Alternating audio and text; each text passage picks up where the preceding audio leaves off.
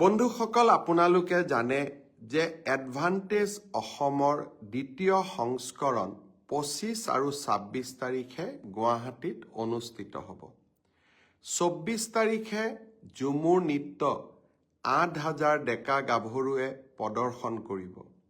প্ৰধানমন্ত্ৰী নৰেন্দ্ৰ মোদী ডাঙৰীয়া আৰু 51খন বিদেশী ৰাষ্ট্ৰৰ ৰাষ্ট্ৰদূতসকলে এই সমূহীয়া ঝুমুৰ নৃত্য একেলগে বহি উপভোগ কৰিব। ঝুমুৰ কিয়? আমি যেতিয়া অসমত উদ্যোগীকৰণৰ কথা কওঁ, অসমৰ প্ৰথম উদ্যোগটিৰ কথা আমি মনত পেলাব লাগিব। আৰু চাহ উদ্যোগেই হৈছে অসমৰ প্ৰথম উদ্যোগ। এই চাহ উদ্যোগৰ নায়ক আৰু নায়িকাসকলেই হ'ল চাহ বাগিচাৰ শ্ৰমিকসকল। আৰু তেখেতসকলৰ সংস্কৃতিক আমি জগত সভালৈ লৈ গৈ এডভান্টেজ অসমৰ দ্বিতীয় সংস্কৰণৰ আমি আৰম্ভণি কৰিম। 25 তাৰিখে প্ৰধানমন্ত্ৰী নৰেন্দ্ৰ মোদী ডাঙৰীয়াৰ উপৰিও বিশিষ্ট উদ্যোগপতি টাটা চন্সৰ পৰিচালন সঞ্চালক এন চন্দ্ৰশেখৰন, ৰিলায়েন্সৰ পৰিচালন সঞ্চালক মুকেশ ধীৰুভাই আম্বানী, এছআৰ গ্ৰুপৰ উপাধ্যক্ষ প্ৰশান্ত ৰুয়া, জিন্দাল শ্বোৱেলছৰ অধ্যক্ষ সজ্জন জিন্দাল, গৌতম আদানী আৰু আমাৰ দেশ বিদেশৰ আৰু অসমৰ উদ্যোগপতিসকলৰ সমাৱেশত, অনিল আগৰৱালাৰ দৰে উদ্যোগপতিসকলৰ সমাৱেশত এডভান্টেজ অসমৰ দ্বিতীয় সংস্কৰণ আৰম্ভ হ'ব। চৰকাৰী চাকৰি আমি যিমানেই নিদিওঁ কিয়, অসমত যদি নিবনুৱা সমস্যা আমি সমাধান কৰিব লাগে, উদ্যোগীকৰণৰ এটা বাতাবৰণ আমি নিৰ্মাণ কৰিবই লাগিব।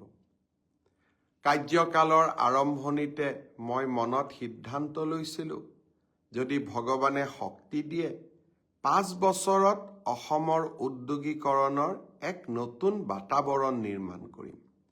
ছিকিউৰিটি গাৰ্ডৰ কাম কৰিবলৈ বা ইঞ্জিনিয়াৰৰ কাম কৰিবলৈ অসমৰ যুৱক যুৱতীসকল পিতৃ মাতৃৰ পৰা আঁতৰি থাকে। তেওঁলোকক কেনেকৈ আকৌ পিতৃ মাতৃৰ ওচৰলৈ উভতাই আনিম? এডভান্টেজ অসমৰ লক্ষ্য তাতেই লুকাই আছে। মই ভাবোঁ এইবাৰ এডভান্টেজ অসমৰ দ্বিতীয় সংস্কৰণৰ জৰিয়তে আমি অসমত উদ্যোগীকৰণৰ এক নতুন ধাৰা, এক নতুন বিপ্লৱ আমি আৰম্ভ কৰিব পাৰিম। মই অসমবাসী ৰাইজৰ আশীৰ্বাদ বিচাৰিছোঁ।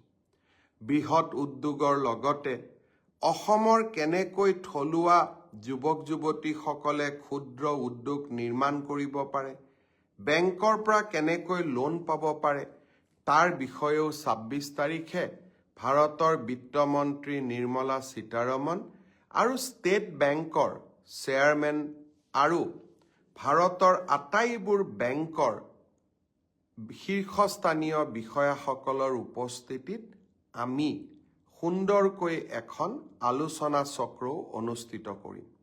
বৃহৎ উদ্যোগ, মজলীয়া উদ্যোগ, ক্ষুদ্ৰ উদ্যোগ সকলোৰে বিকাশৰ বাবে আমি কাম কৰিম। মই 2 এদিনত দেখি আছিলোঁ গাহৰি পালকসকলৰ মনত চিন্তা যে বৃহৎ উদ্যোগপতিসকল আহি গাহৰিৰ বজাৰ দখল কৰিব নেকি। মই আপোনালোকক প্ৰতিশ্ৰুতি দিছোঁ যে সমাজে বেয়া পোৱা আৰু আমাৰ যুৱক যুৱতীসকলৰ স্বাৰ্থৰ বিৰোধী কাম আমি একোৱেই নকৰোঁ। যদি কোনোবা উদ্যোগপতি আহিলে আমাৰ উদ্যোগ বিপদগ্ৰস্ত হয়, আমি তেনে উদ্যোগীক কিয় অসমলৈ মাতিম? আমাৰ স্বাৰ্থই বা ক'ত? মই গাহৰি পালকসকলকো আশ্বাস দিছোঁ যে আপোনালোকৰ স্বাৰ্থৰ বিপৰীতে আমি কাকোৱেই অসমলৈ মাতি নানো। ইয়াৰ লগে লগে যেতিয়াই উদ্যোগ স্থাপন হ'ব, জাগিৰোডৰ এটা ছেমি কণ্ডাক্টৰ ইণ্ডাষ্ট্ৰীয়ে আমাক 27,000 নিযুক্তিৰ সুবিধা দিব। এনেকৈ যদি অসমত 10টা উদ্যোগ স্থাপন হয় 2,70,000 ল'ৰা ছোৱালীয়ে চাকৰি পাব। আমি আশা কৰিম অসমলৈ সেই সোণোৱালী দিনটো উভতি আহক। আপোনালোকে লক্ষ্য কৰিছিল যে যোৱা কেইটামান দিনত মই ভূটান, জাপান, দক্ষিণ কোৰিয়া আৰু ছিংগাপুৰো ভ্ৰমণ কৰিছিলোঁ।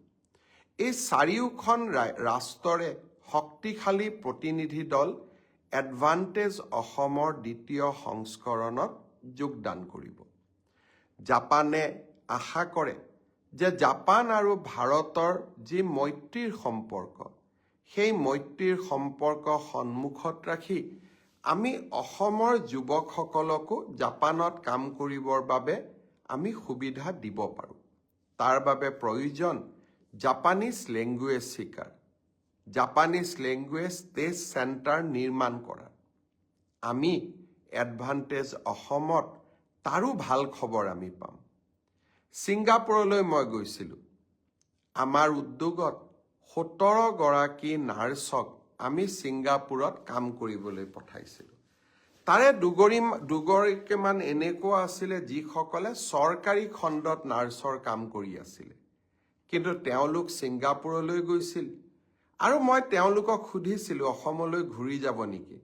তেওঁলোকে মোক কৈছিল, ছাৰ এতিয়া ভালকৈ উপাৰ্জন কৰি আছোঁ, আৰু কেইটকামান উপাৰ্জন কৰিহে অসমলৈ উভতি যাম। যিকোনো খবৰৰ বাবে যোগাযোগ কৰক 7099017330 লগতে 7099017110 নম্বৰত।